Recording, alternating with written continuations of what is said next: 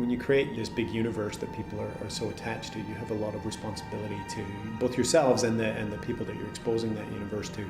Spartan Ops has very much been sort of a staging ground for us for the Halo universe.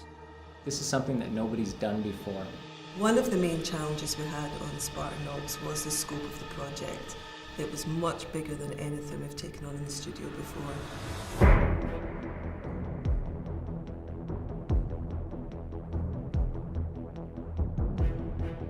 We had a lot of ambition for what we wanted to do with Spartan Ops. It was a lot of fun in that, it wasn't something that we'd seen before, so let's hope it works. And there was a lot of, hey, if we're going to be the first ones to do this, let's make sure we do it right. We found that the Halo community in particular has always enjoyed co-op and always enjoyed that social experience. And so the question for us was, how do you take some of those co-op experiences that have been around in the past in Halo and sort of give them a new spin?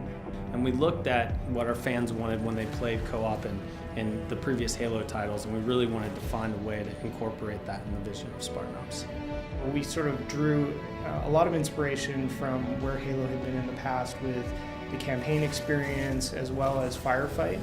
Really the only complaints we ever got was that there was no narrative structure in the Firefight mode. A lot of the campaign storylines and a lot of just the overarching stories of our characters are one of the main attractions to this game. Literally more than 50% of our audience only really cares about campaign and story. And so this was a way to give those guys some of the sort of content structure and cadence that their multiplayer brethren had been getting for, basically a decade. One big thing we want to do is make the Halo universe even bigger for gamers. Fans of the novels have had lots of extra characters to enjoy and to be fans of, and gamers have really only known a very small subset of that. So Spartan Ops was our first chance to go, look, here are all these other cool people. This allows us to tell many stories that touch on the novels, that touch on Forward and to Dawn. And we really got excited about the idea of delivering an episodic experience that would give players a reason to come back each week and experience an ongoing narrative.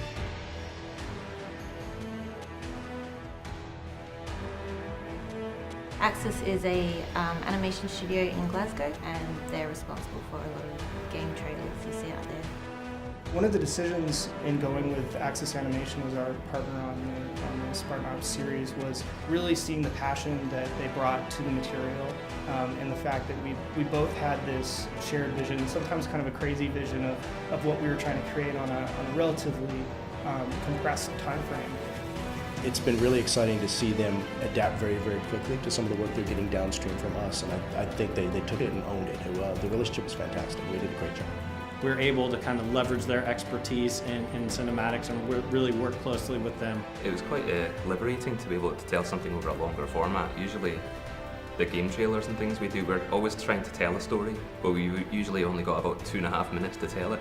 They understood what we were looking for at a very sort of deep, visceral level. There was a real synergy there between our two teams. We just kind of thought alike and creatively we were on the same page, and so it just made the partnership feel very natural. This project is just the biggest thing we've ever done. It meant that we had to come at it in a very unique way. They're able to bring a special something to the process that enhances it and makes it more than the sum of its parts. It got to the point where we felt that we could really trust Axis and the creative decisions that they were making and driving in some of the aspects of the show. I think it's quite a bold move on their part to actually do something more like a TV season. We're building the components and then literally airing them even as the rest of the series is being completed. This is a relatively untraveled path in the game industry. I think the episodes were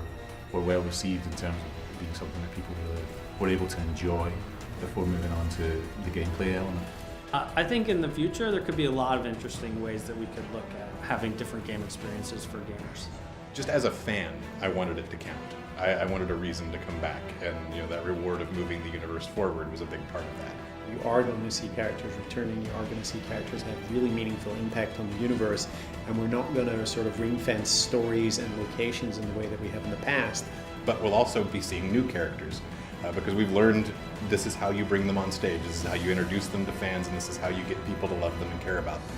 So we are opening ourselves up for the future. We want to continue to tell these stories for years. It allows us to show the depth of these characters, and it just allows us to open the doors to this universe and to continue to build off of its strong foundation.